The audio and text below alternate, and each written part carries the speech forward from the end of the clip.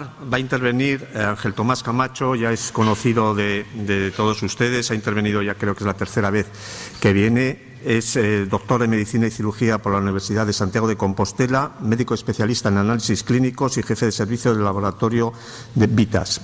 Nos va a hablar de turnicidad, etcétera, turno laboral y su relación con los trastornos del ritmo circadiano. Cuando quieras, Tomás.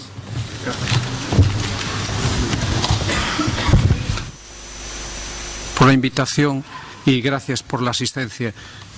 Me voy a controlar yo, ¿eh? Lo controlo. Ponme un segundo.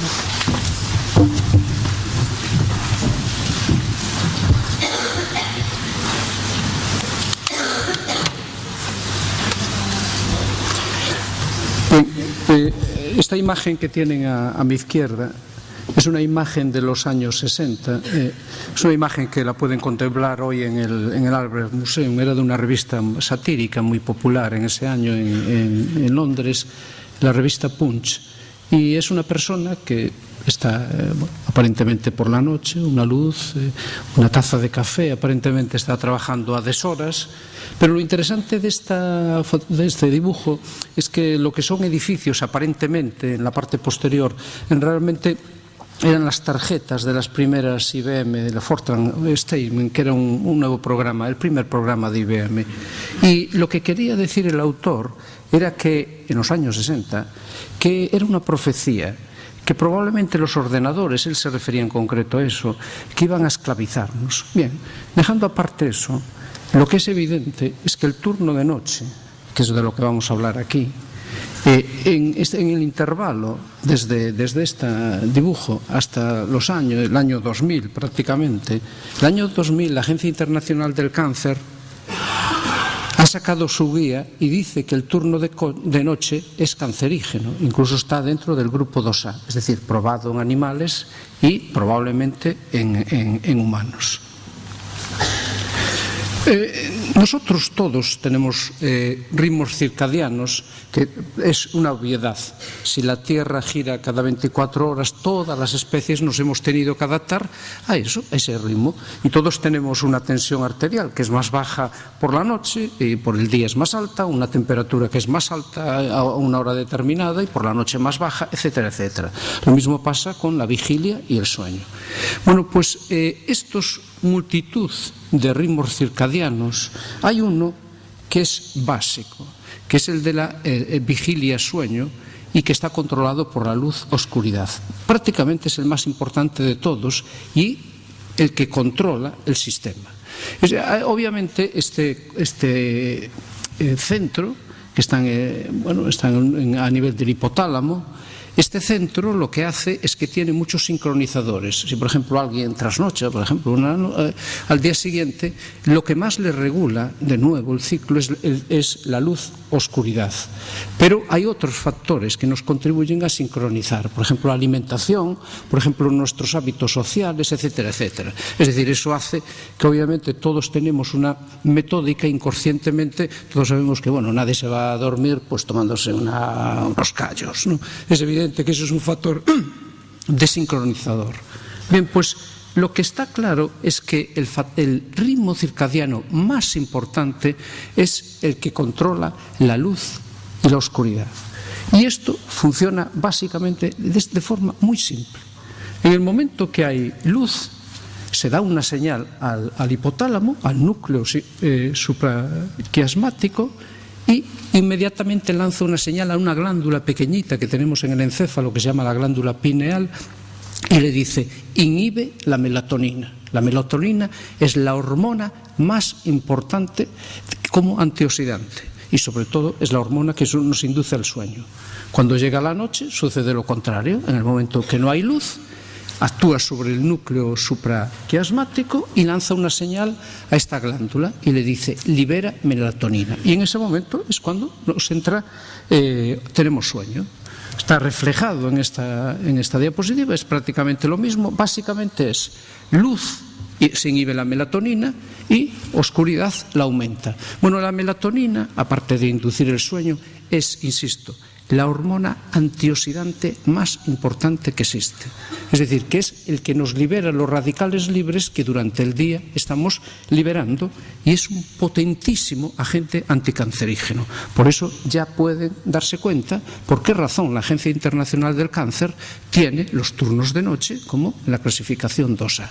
Debo decirles que el cáncer de mama es uno de los más frecuentemente relacionados. Obviamente la melatonina de forma fisiológica va bajando a lo largo de los años. Una persona de 20-25 años pues tiene un nivel de melatonina alto y a medida que pasan los años va bajando. Eso es lo obvio y esas son las dificultades. Eso además es una forma de controlar el envejecimiento.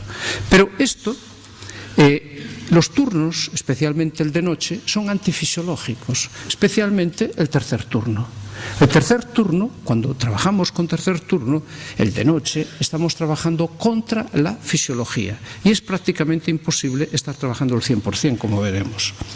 Solo hay situaciones muy, muy especiales. Por ejemplo, en la estación británica, en la Princesa Elizabeth, en submarinos, por ejemplo, en las plataformas petrolíferas es frecuente. ¿Por qué? Porque solo hacen, los turnos son muy concretos, de 6 de la mañana a 6 de la tarde, y inmediatamente, como no tienen vida social, no están en contacto con la luz solar, tienen un ciclo muy, muy, muy concreto que no es el que hace, por ejemplo, una enfermera. Una enfermera sale de la noche y en el momento que sale a la calle, inmediatamente la luz azul, si en ese momento se iba para cama, iba a liberar su melatonina, la luz azul se la bloquea. No digamos si hace actividad social, se va a llevar los niños al colegio, el pan, etcétera, etcétera. Bueno, entonces la alteración del ritmo circadiano, ¿qué es lo que produce? Son 4 factores muy importantes. Uno de ellos es el cáncer. Y el cáncer, insisto, el cáncer lo produce por una razón muy simple. Si es el mayor eliminador de radicales libres, esos radicales libres, por decirlo de alguna forma, es como los desechos de un tubo de escape. En un coche, pues los está liberando, pues eso, si no los liberamos por la noche en el momento de descanso, lo que hacen es que actúan sobre las células y hay un momento que pueden dañar el DNA y pueden producir una alteración genética e inducir al cáncer. Esto está más que demostrado. Hay trabajos, sobre todo los 2 grupos más importantes en donde se ha visto el cáncer de mama y la asociación con el turno de noches en enfermeras. Hablo de poblaciones importantísimas, de grupos de más de 300.000 mujeres, y también en azafatas. Las azafatas, sobre todo, claro, las de vuelos transoceánicos, son las que mayor nivel tienen. La razón, pues, insisto, disminuye la melatonina y al disminuir la melatonina se produce un efecto rebote, que es que aumenta la prolactina y los estrógenos. Entonces, las hormonas, las células estrógenos sensibles hace que proliferen y es uno de los factores generadores de cáncer. Esto, insisto, por ejemplo, cito simplemente un ejemplo, 78.000 mujeres y el incremento es un 76%. Es decir, una mujer que lleva trabajando 30 años en turno de noche, sobre todo el tercer turno, especialmente enfermeras que hacen una semana hacen por la mañana, luego por la tarde, otra semana y otra turno de noche. Bueno, insisto, esto la Agencia Internacional del Cáncer desde el 2006 ya está instaurado y en este momento figura en la guía como DOSA. No es el único cáncer. Todos los estudios que se han visto por ahora son, aparte del de mama, también hay una relación muy importante con el de próstata, pero los estudios no son contundentes. Y luego también se ha hecho con el tema de colon y con el tema de linfoma. La asociación es muy baja. De hecho, con linfoma solo hay un estudio en Finlandia y por ahora no está claro. Pero lo que es evidente con el cáncer de mama, muy claro. ¿Y el síndrome metabólico qué es? Esto es absolutamente lógico. Si nosotros, en el momento que nos levantamos, para poder tener actividad, se inhibe la melatonina, la que nos producía sueño, y en ese momento empieza el cortisol. Así que durante todo el día estamos con un cortisol elevado, que es el que nos da la energía. Pero el cortisol es hiperglucemiante, sube la glucosa, aumenta el colesterol, los triglicéridos, y eso es una cosa absolutamente fisiológica para nuestra actividad metabólica del día. Pero si resulta que hacemos un turno de noche y estamos bloqueando la melatonina, durante la noche también tenemos elevados los corticoides. Y eso es la razón por qué el corticoide es hiperglucemiante, sube mucho el colesterol, los triglicéridos, baja la fracción HDL, que es la fracción buena del colesterol, la que nos protege contra el infarto, y obviamente produce obesidad, diabetes, hipertensión y un riesgo de enfermedad cardiovascular. Eso también está absolutamente claro. El tercer factor es la inmunosupresión. Y esto es una cosa muy sencilla. Los corticoides, durante el día, producen, como les he comentado, aumento de colesterol, triglicéridos. Y una de las cosas que actúan es sobre los linfocitos, los deprimen. Quiere decir que baja el número de linfocitos durante el día, no pasa nada, por la noche se recuperan. Pero vuelvo a insistir, si por la noche el cortisol sigue estando alto, los linfocitos bajan mucho y entonces hay una inmunosupresión del organismo. Esa es la razón por la que todos los que estamos aquí, prácticamente todos, tenemos el herpes virus, el 99% de la población lo tiene acantonado en el ganglio, y el virus de la varicela. Bueno, pues si uno en un momento determinado tiene una inmunosupresión, puede reactivar el virus de la varicela y se convierte en varicela zoster, que es un cuadro extremadamente doloroso, o es frecuente que alguien, por ejemplo, en una exposición solar, un día que ha tenido fiebre, se reactive el virus del herpes. Esto en algunos sitios es especialmente problemático. Por ejemplo, los trabajadores de turno por excelencia son los astronautas, especialmente los de la Estación Orbital Internacional, porque cada 90 minutos pasan de la luz a la oscuridad. Y estos trabajadores están haciendo, bueno, un trabajo muy, muy, muy delicado que hace que en un momento determinado su nivel de vigilancia tenga que ser altísimo, porque un error puede ser desastroso. Bueno, pues en la estación orbital duermen fatal. Nunca consiguen dormir más de 8 horas, lo máximo 6 horas. Por eso les están cambiando continuamente las luces. Cuando quieren ir a dormir les ponen una luz roja y cuando están trabajando le ponen la luz azul, que es la que resetea la melatonina y hace que se active el cortisol. Bueno, a pesar de eso, están en inmunosupresión. Claro, lo que nadie quiere es que tengan un herpes zóster, un cuadro muy, muy doloroso y que puede plantear problemas, y más en el espacio sin atención médica. Bueno, y el último apartado es el incremento de errores. Obviamente, cuando uno está en turno de noche, en el momento que está con la melatonina alta, porque solo el 30% de los trabajadores son capaces de hacer lo que nos encantaría a todos, ir a trabajar por la noche y en ese momento inhibir la melatonina, que es fisiológica, la que se está liberando, es decir, no, la inhibimos y cuando me voy al día siguiente a dormir, la libero y consigo dormir. Esto solo consigue el 30% de los trabajadores. ¿Y qué ocurre? Cuando uno por la noche está trabajando y tiene la melatonina alta, obviamente tiene somnolencia y hay un riesgo elevadísimo de errores. Son estudios absolutamente comprobados. Los residentes de algunos hospitales de Estados Unidos durante las guardias cometen su incremento de errores aumenta un 36%.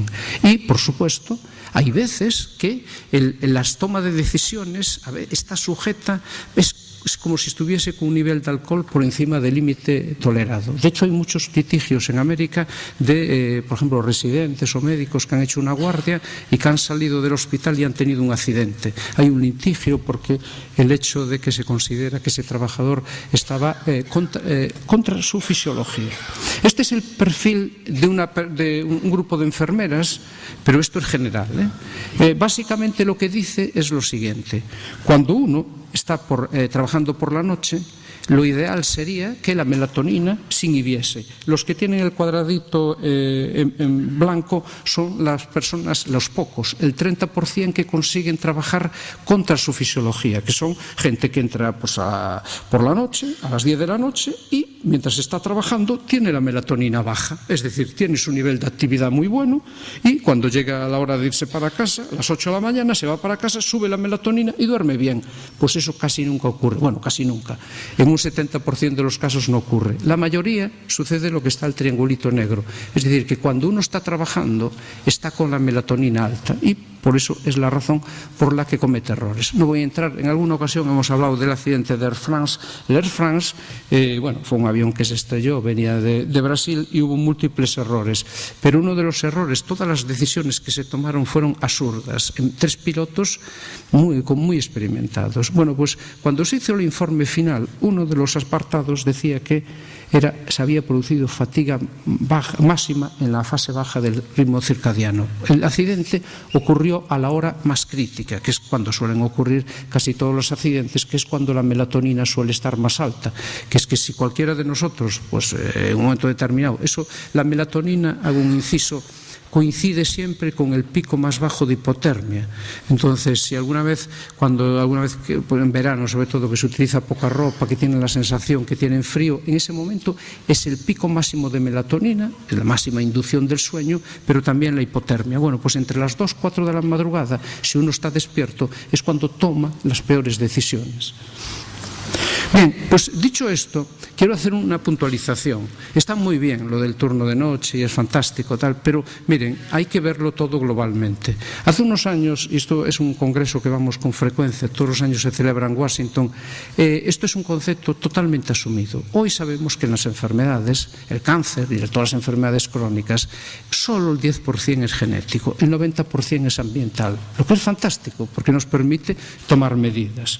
Pero cuando hablamos de ambiental, quiere decir que todos los que estamos aquí, si en un momento determinado de nuestra vida tenemos un cáncer, una enfermedad crónica, una artritis reumatoide, un lupus, lo que sea, no es por una sola causa, es por un conjunto de causas. Esto es muy importante tenerlo en cuenta. Nosotros vivimos en un entorno en que estamos sujetos a una serie de factores que es inevitable. Es decir, yo puedo estar trabajando y puedo estar trabajando con arsénico, con lo que sea, pero tengo una vida. Y cuando hablo de radiación, obviamente uno está pensando en una central nuclear. Yo vivo en Vigo. Vigo es la zona de España que tiene más radón. El radón está en el granito. Es inevitable que esté en las casas. Pues la segunda causa de cáncer de pulmón después del tabaco es el radón. Obviamente se puede controlar. Pero quiero decir que es un factor que uno lo tiene donde vive. Es el estrés, no solo el laboral, sino el personal, el estilo de vida. Veremos algún caso ahora.